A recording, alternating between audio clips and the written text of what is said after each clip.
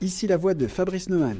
Et ici la voix de Benjamin Vincent pour la dernière fois, et oui, depuis Las Vegas. Et oui, c'est en effet le dernier épisode de notre quotidienne spéciale CES 2025 que tu enregistres, Benjamin, depuis Sin City, comme on dit. Si tout s'est déroulé correctement, tu dois être sur les genoux, parce que tu as... Non, je suis assis, mais... Mais bon, parce qu'il faut le dire, tu as continué à arpenter les allées du CES jusqu'à la dernière minute ou presque avant ton départ. Ouais, c'est vrai qu'hier soir, je crois que j'ai fait la fermeture quasiment. Il faisait nuit, il faisait très froid, parce que le vent qui dévaste la Californie souffle aussi ici à 500 km de Los Angeles. Et donc, le soir, quand le soleil s'en va, il fait froid. Et bon, j'ai bravé les éléments pour notamment... aller voir cette fameuse Aptera dont tu nous as parlé dans l'épisode d'hier, et c'est vrai qu'elle est assez incroyable. Oui, tu as fait ça pour moi, je te remercie, Benjamin. Alors avant de nous plonger une dernière fois dans les entrailles du CES, on rappelle que tous nos épisodes et toutes nos interviews, ainsi qu'une page spéciale CES, qu'on a faite exprès pour ça, sont accessibles sur notre site lesvoixdelatech.com.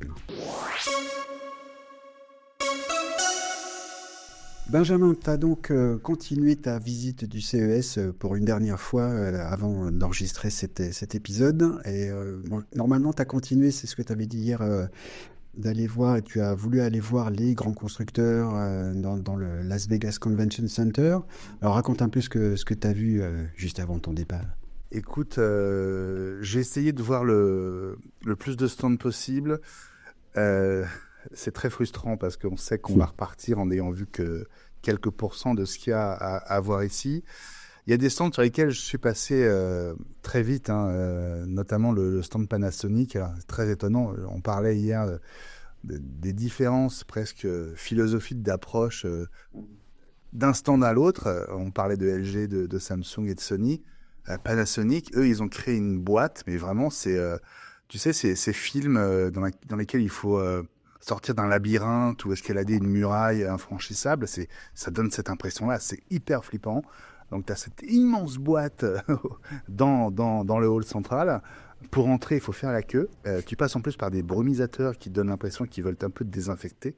C'est très, très bizarre. C'est très agréable. Très bizarre. Et en fait, à l'intérieur, mon Panasonic, moi, j'ai encore le souvenir d'une marque qui était dans l'audio, la télé, etc.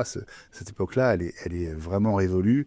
Aujourd'hui, ils font essentiellement du B2B, l'énergie renouvelable. Enfin, voilà, le stand est consacré uniquement à des solutions technologiques pour l'industrie. Donc voilà, je suis pas très concerné par ces annonces-là, ces produits. Mais vraiment, le sentiment est bizarre. Je suis resté 1 minute 30 sur le stand, le temps de me rendre compte que pour moi, il n'y avait pas vraiment de sujet.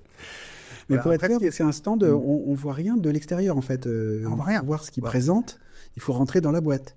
Ah oui, si vous êtes sur la version YouTube de l'épisode, vous avez peut-être les images sous les yeux.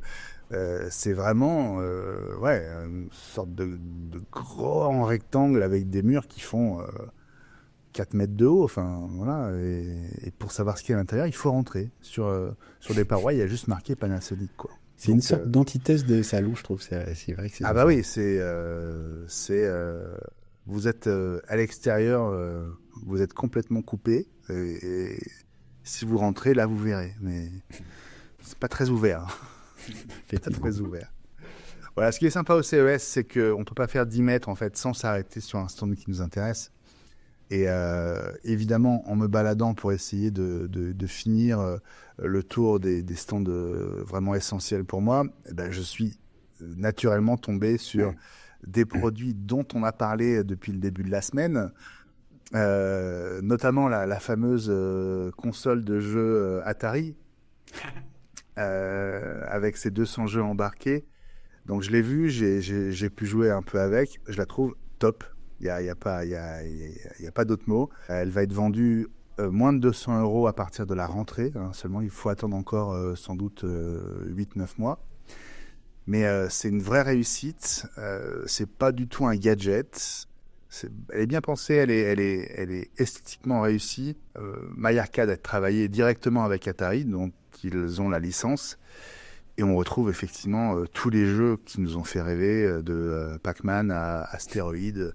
Missile Command. On parlait de Missile Command hier. Tu l'as vu en vrai? J'ai joué à Missile Command sur la console. Je suis jaloux. Et ce qui est génial, enfin c'est vraiment, elle est bien pensée. Ce qui est génial, c'est que sur la gauche, t'as les 3 types de contrôleurs possibles, dont la fameuse boule. Puisque tu sais que la Missile Command, en fait, on doit déplacer un pointeur pour tirer des contre-feux, en fait, pour arrêter les missiles qui descendent. Et donc, on a besoin d'évoluer vraiment sur les 2 axes. Et donc, on a cette boule qui permet de faire bouger le curseur. Et en fonction du jeu qu'on choisit, il y a une sorte d'indicateur visuel, un anneau qui s'éclaire autour de la commande qu'il va falloir utiliser pour jouer. Donc on n'en a pas forcément besoin si on connaît les jeux, mais si on ne les connaît pas, ça simplifie la prise en main. On peut directement se mettre à faire une partie. Donc je trouve vraiment le produit super. Voilà, aucune réserve. Je serai l'un des premiers clients à la rentrée. Ouais, ça me fait envie aussi parce que, c'est peut-être mon âge qui parle, mais je joue pas beaucoup et je trouve beaucoup des jeux que j'essaye très compliqués en fait. Alors ça veut en mettre plein la vue, etc. Mais ce qui est pas moi ce que je cherche dans un jeu, c'est plutôt à me détendre, forcément pour jouer longtemps. Et c'est des souvenirs que j'ai de quand j'étais plus jeune. Et c'est vrai, ça me fait très envie, ouais. Je suis aussi passé sur le stand d'EcoFlow et donc j'ai découvert ce fameux chapeau solaire dont on a parlé aussi. Ah, est-ce qu'il y a des photos? Il n'y a pas de photo de moi, j'avoue que j'ai pas fait la photo. Peut-être pas osé. Non, mais alors il est effectivement très chouette. J'avais pas eu d'image quand on en a parlé, donc j'étais un peu étonné. C'est plus un chapeau pour faire un safari, tu vois. C'est un chapeau à large bord. C'est pas en haute forme. Tu vois. Je pensais à un chapeau type carnaval ou haute forme. Non, c'est vraiment un chapeau. Non, pas du tout. Pour se protéger du soleil, donc large bord pour vraiment créer de l'ombre. Et tout autour de la couronne, je ne sais pas comment on appelle cette partie plate, il y a effectivement dans le tissu, mais avec un sentiment de transparence, il y a des lamelles photovoltaïques tout autour qui sont branchées sur un petit boîtier qui lui est à l'intérieur. Et sur le boîtier, on a un port USB-A, un port USB-C auquel on branche un câble. Et au bout de ce câble, on peut mettre évidemment, par exemple, son smartphone avec une puissance de 12 watts quand il fait vraiment beau qui arrive au bout du câble. Donc ça permet. Voilà, c'est pas un super chargeur, hein, mais c'est un chargeur qui est quand même meilleur que les chargeurs Apple de base. c'est pourtant vrai. Pour l'iPhone, qui sont en 5 watts, on va la rappeler. Donc voilà, rien à dire. Ce qui est très sympa aussi, j'ai été surpris, j'ai eu l'impression qu'on ne pouvait pas le plier. En fait, on peut le plier. Alors, on peut pas le chiffonner parce c'est quand même assez rigide, hein, la partie avec les surfaces photovoltaïques. Mais on peut le plier d'abord en 2, puis en 4, éventuellement en 8, pour le mettre dans un sac. Il devient presque plat, en fait, c'est ça? Oui. Alors, il a quand même une épaisseur. Hein. On peut pas le réduire, on peut pas en faire un truc épais comme ça. Ça prend quand même un petit peu de place, mais je trouve que franchement, le design est chouette et l'intégration a l'air très réussie. Voilà. Tu vois, je me moquais hier, j'aurais pas dû. Non, mais c'est pas forcément un gadget à la con. Ça peut être un produit utile. Typiquement, pour l'été prochain, vous allez à la plage. Pas idiot, hein. Ouais. Pas idiot du tout. Et puis, vous protégez du soleil, ce qui est quand même, quand même sympa. Et il est IP quelque chose, aussi 67, je crois.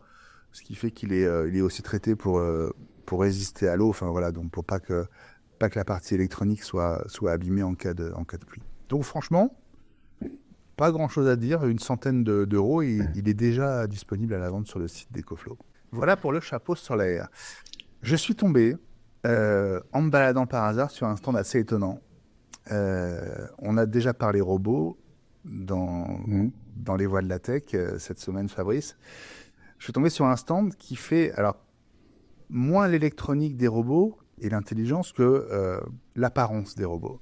Et ce stand, c'est celui de Realbotics, une entreprise canadienne dont les robots, il y en avait 4 sur le petit stand, attiraient un monde incroyables parce qu'ils sont très très réalistes. Alors, moins quand ils se mettent à bouger, parce que là, les mouvements sont quand même très robotisés. Et d'ailleurs, il y a un moment où l'une des jeunes femmes robots a eu un problème à l'œil. Ce qui fait qu'elle avait un œil fermé, l'autre ouvert. Et alors, il y avait clairement un bug, donc ils essayaient de resetter le robot pour que le deuxième œil s'ouvre. Et alors qu'elle faisait la tête depuis un moment, en n'ayant qu'un seul œil ouvert, tout à coup, elle s'est mise à nous faire un sourire. Elle a fait... Et là, ça foutait vraiment les jetons, je veux dire. C'était... à toutes les patrouilles, fuyez, quoi. Là, c'est pas du tout l'avenir avec les robots qui nous fait envie.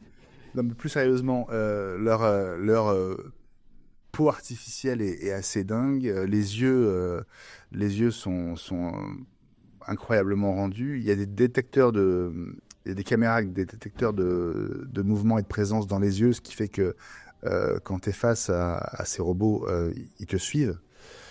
C'est assez troublant. J'avoue, il y a 3 versions qui existent. Il y a une version buste qui est relativement abordable puisqu'elle est proposée à $20,000. Après, il y a une version assise et là, c'était une jeune femme brune. Là, ça commence à taper $150,000. Et si vous voulez la version debout, c'est la fameuse jeune femme blonde qui avait un œil fermé. Là, c'est $200,000. Mais alors à quoi ça sert? Alors, c'est là où le discours est hyper dérangeant. Parce que, et à nouveau, j'aime bien me glisser et puis écouter ce que les gens des boîtes disent aux non-journalistes. Et j'ai entendu l'un des représentants de Realbotix sur le stand expliquer à quelqu'un que plutôt que d'aller voir la grand-mère toutes les semaines, vous lui offrez un robot à votre image, vous le foutez dans le salon, et puis comme ça, mamie, elle peut dire bonjour à son fils ou à son petit-fils tous les jours. Quelle horreur! Ah, c'est affreux. C'est ce qu'il disait aux clients qui passaient, enfin aux visiteurs qui passaient. C'est horrible. C'est horrible. Et donc il disait, voilà, avec ça, vous foutez ça chez mamie, et puis vous y allez pour Noël, et puis tout ira bien, quoi. Donc l'idée, en plus, un de leurs business models, c'est de créer, tu vas chez eux pour faire un robot à ton image, pour ensuite l'envoyer donc à mamie, comme tu dis. Ouais. Alors ça, c'est parmi d'autres usages, peut-être, mais... Alors ça, parce que, alors laisse-moi deviner, j'ai pas vu, mais je te fiche mon billet que les robots, donc tu as décrit que des robots féminins, j'imagine qu'ils sont très archétypaux. Oui. Voilà. Avec des formes accortes et voilà, tu opines du chef et c'est horrible, quoi. Voilà, c'est même débectant. Voilà. C'est ça aussi, hein, le CES. Et puis on est à Las Vegas, n'oubliez pas. Donc tout est possible ici.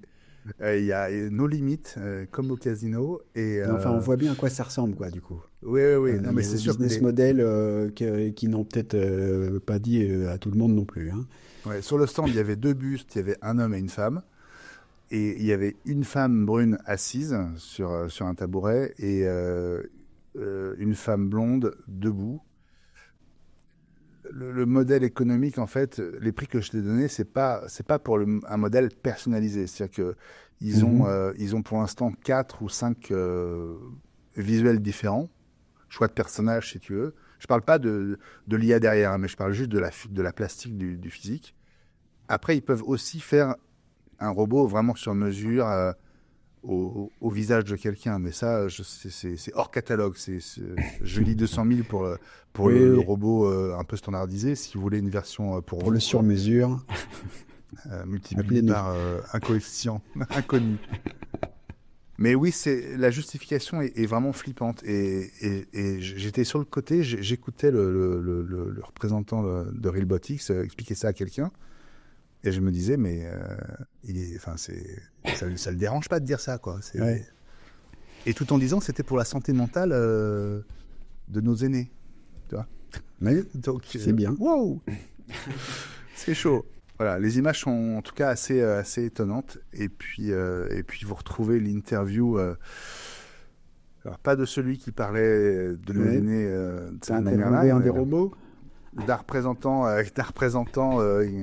qui était dans le politiquement correct, dans ce cas. Voilà, qui explique en gros la techno derrière, à la fois pour la peau et puis aussi l'IA qu'ils ont intégré, etc. À retrouver sur le podcast et notre chaîne YouTube incessamment sous peu. Et puis Benjamin, alors, tu as fait, je répète, pour moi une petite escapade pour aller voir cette fameuse Aptera, mais tu as vu aussi un autre véhicule étonnant, mais beaucoup plus gros celui-là, je crois, qui a 2 usages plutôt qu'un. Oui, alors, oui, étonnant, sur le stand d'un constructeur chinois qu'on a l'habitude de retrouver tous les ans ici, ça fait des années qu'ils sont au CES, il s'appelle Xpeng. Depuis des années, il nous présente des concepts de eVTOL, hein, comme on dit de manière technique un peu précise, c'est-à-dire des appareils électriques à décollage et atterrissage vertical, autrement dit des mix entre un drone et un hélicoptère.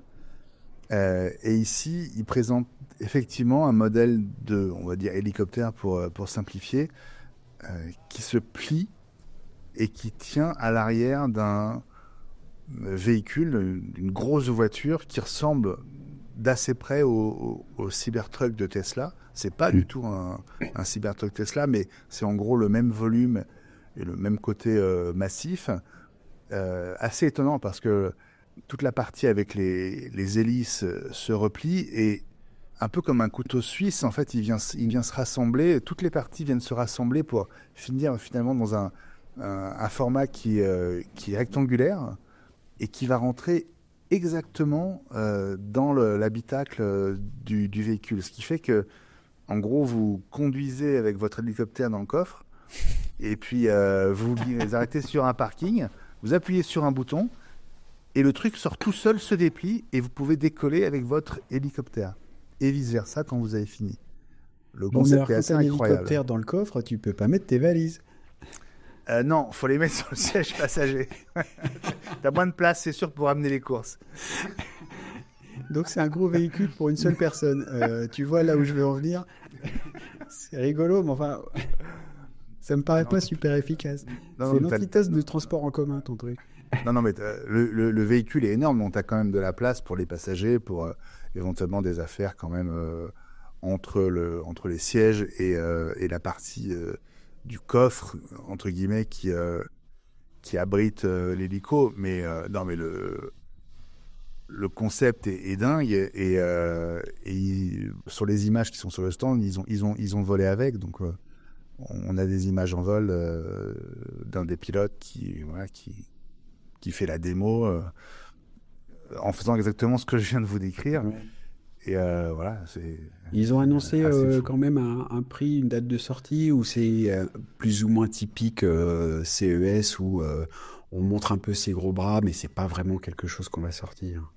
Non, j'ai pas capté le prix en tout cas. C'était tellement gros que tu l'as pas compris. Ouais, non mais je me souviens déjà ces dernières années quand ils présentaient leur appareil qui n'était juste que des appareils qui étaient capables juste de décoller et de transporter éventuellement quelqu'un à l'intérieur. C'était déjà plusieurs centaines de milliers de dollars. Je vois qu'a priori, ils auraient annoncé un prix en dessous des 300 000 $.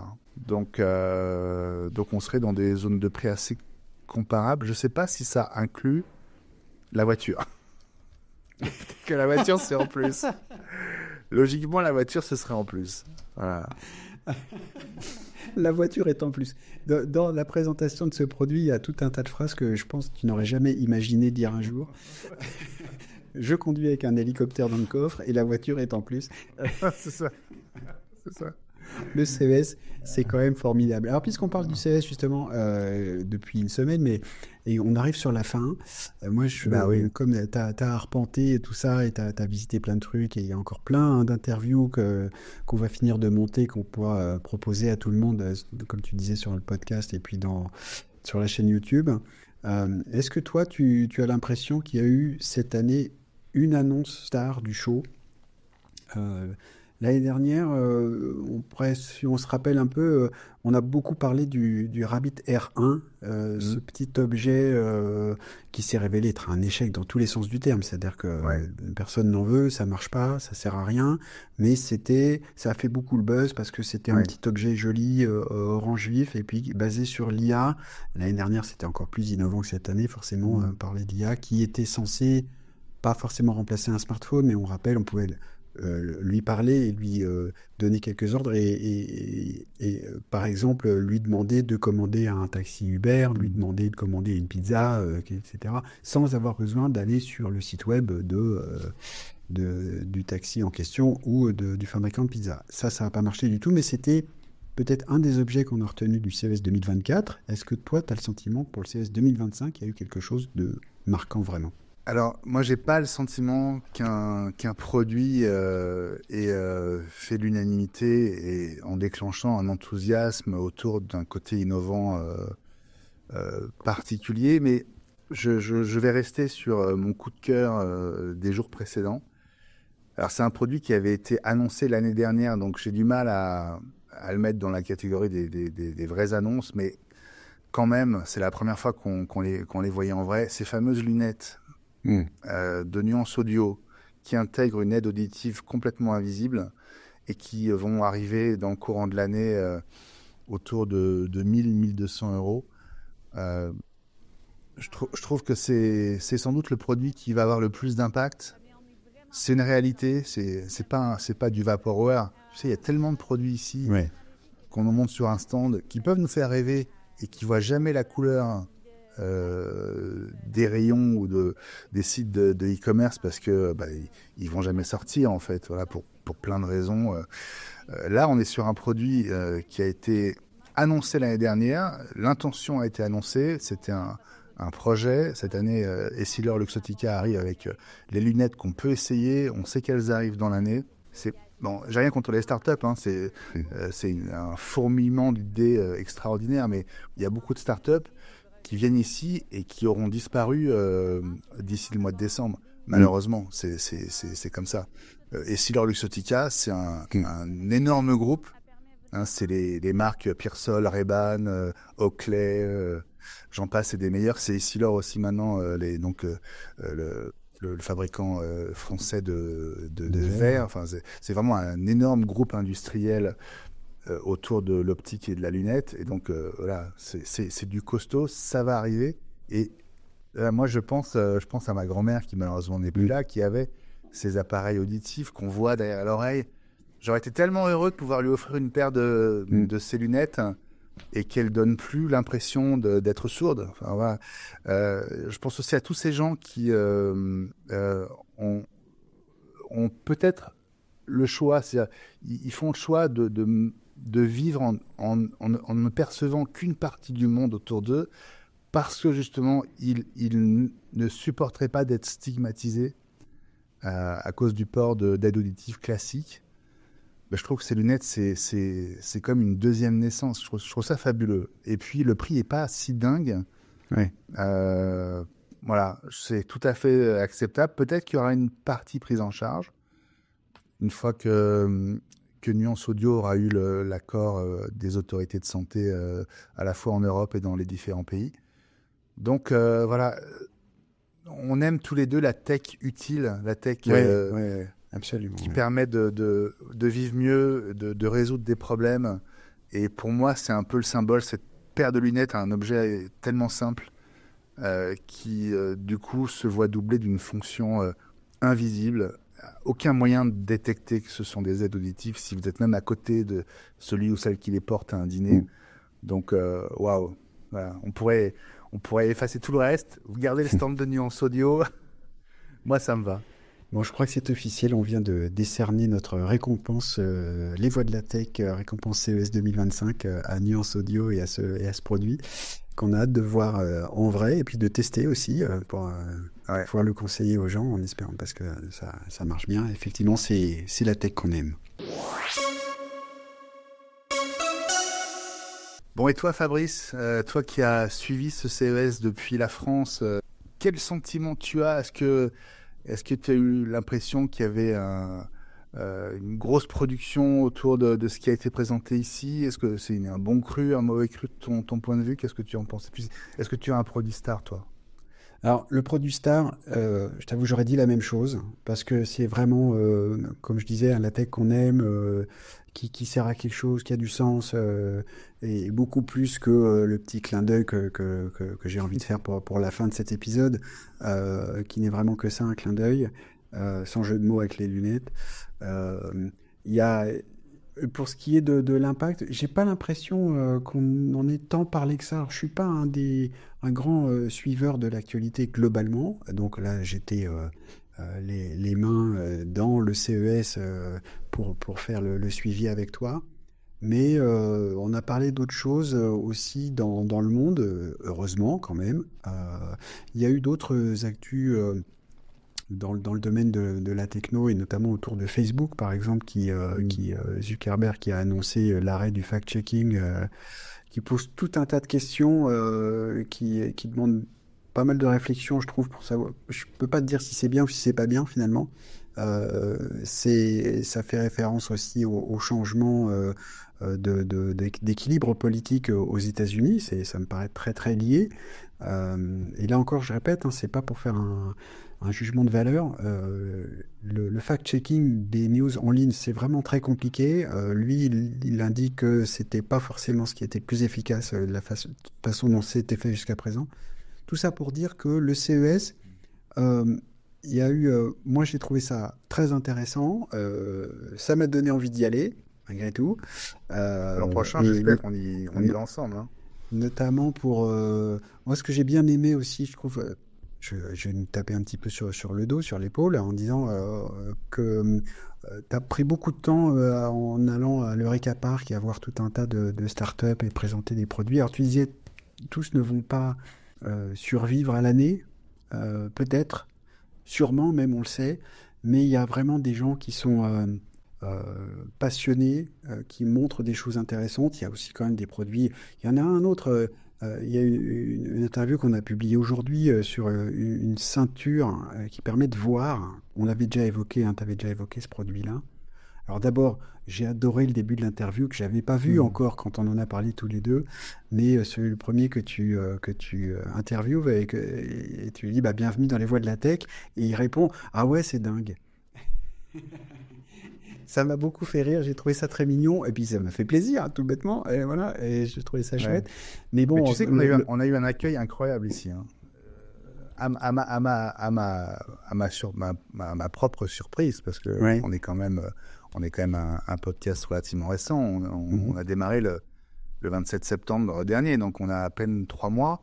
Mhm. Et à chaque fois que j'arrivais sur un stand et que je sollicitais une interview, d'abord l'accueil était incroyable, et puis je suis tombé sur beaucoup de gens qui nous connaissaient déjà, à ma très grande surprise, qui nous écoutent et même qui avaient déjà vu certaines de nos vidéos faites ici. Donc très très chouette. Et puis je t'avoue que même les rencontres avec des Américains, je crois qu'il y a un concept, hein. Je crois qu'il y a un concept, et Voices of Tech, ça sonne bien aussi. Alors on va continuer à creuser le sillon.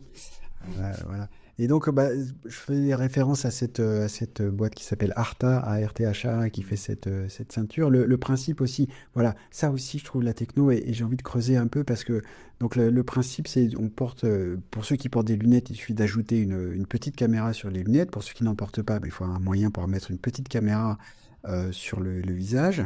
Et la caméra est munie donc d'un capteur vidéo et puis d'un capteur aussi de profondeur. Et ensuite, on porte, donc c'est pour les malvoyants et non-voyants, une petite ceinture lombaire et qui essaie de reproduire à l'aide de sortes de petits picots une image sur la colonne vertébrale au niveau des lombaires. Et a priori, ça recrée une sorte d'image. Le cerveau analyse ça comme une image, même si on est non-voyant. Et ce qui permet, donc tu as cité ça, mais l'exemple est frappant. Tu es en face d'un non-voyant équipé de cet appareil, tu lui tends la main et il va savoir que tu lui tends la main et qu'a priori c'est assez intuitif et que on met un quart d'heure, 20 minutes à s'habituer à ce dispositif. Ça, j'ai trouvé ça absolument fascinant. Voilà, c'est ce côté-là d'invention de la technologie au service pour aider les gens qui en ont besoin, qui ont envie de ça. C'est pas adapté pour tout le monde, mais voilà, c'est vraiment, là encore, la technologie comme on l'aime. Ça me fait vibrer, ça, complètement. Voilà. Et puis, bon, j'ai envie de reparler d'une autre start-up que je suis depuis longtemps et qui a l'air de se débattre un peu. C'est-à-dire, donc, je vais reparler de cette fameuse Aptera. Ce véhicule, moi, qui me fait rêver, c'est un véhicule solaire qui est sur 3 roues, on va me remontrer des images, qui est ultra profilé, qui fait... moi, ce que j'aime bien là-dedans, c'est que c'est un constructeur automobile qui essaie de faire une automobile différente, efficace, solaire, c'est-à-dire c'est pas uniquement solaire, c'est pas encore possible, mais elle est suffisamment légère avec une surface de photovoltaïque suffisamment grande pour, quand il fait beau, pour te permettre de rouler au solaire jusqu'à un maximum de 60 km par jour. Ce qui est largement suffisant pour la plupart des déplacements, même américains quotidiens. Ouais. Et après, il y a une batterie, quand tu veux aller plus loin, tu la recharges, et comme une voiture électrique habituelle, on a aujourd'hui l'habitude. Mais en plus, elle est tellement légère que la batterie a besoin d'être moins lourde pour déplacer, c'est une biplace seulement pour l'instant. Donc j'aime beaucoup ça. Ça va chercher un petit peu plus loin que de faire des gros SUV qui sont de plus en plus lourds. Malgré le passage à l'électrique sous prétexte de faire vert, parce que pour déplacer un gros SUV, il faut plein de batteries. Pour déplacer plein de batteries, il faut faire une voiture encore plus grosse, et ainsi de suite. Et je trouve ça complètement stupide, et ça prend le contre-pied. J'adore. Mais je sais aussi, c'est une marque que je suis depuis longtemps, et qui n'en finit pas de finir, quoi, de sortir. Bah oui. Voilà. Et voilà, je crains qu'ils n'allaient pas jusqu'au bout. Ils avaient déjà un projet il y a 10 ans, mais c'était pas électrique, c'était juste pour faire une voiture hyper profilée. Ils ont dû s'arrêter. Voilà. Je pense que je vais en parler tout le temps parce que moi, c'est une voiture que j'aime beaucoup. Mais donc, tu as pu aller la voir. Moi, je t'aurais fait découvrir ça. C'est vrai. Et on va diffuser un peu la bonne parole. Ils cherchent des investisseurs. Si parmi ceux qui nous écoutent, il y en a qui ont envie, allez-y. Moi, j'ai envie.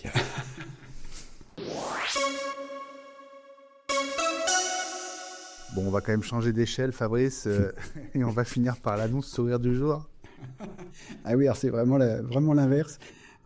Sourire du jour parce que c'est vraiment, semble-t-il, la réaction que tout le monde a en voyant ce petit robot tout petit qui doit faire 15-20 cm de long. C'est une petite chose à accrocher à son sac, un sac à main par exemple. Ça s'appelle Mirumi, c'est la start-up japonaise Yukai Engineering qui fait ça.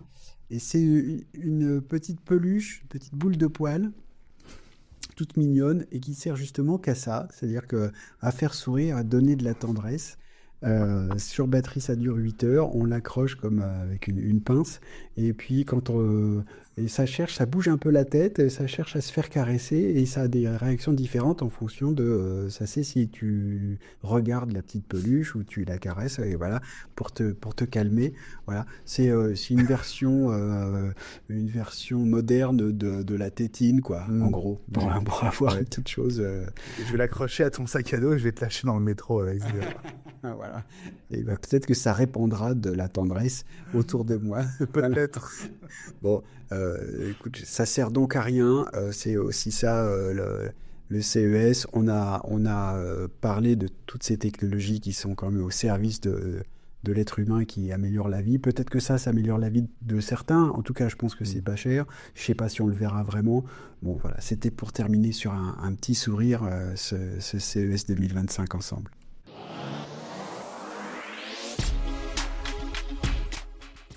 C'est la fin de notre 6e épisode consacré au CES 2025. Alors Benjamin, est-ce que ta valise est prête? Parce que tu n'as plus que quelques heures pour attraper ton avion. Alors, le dernier jour, c'est le pire dans ma chambre. Il y en a partout.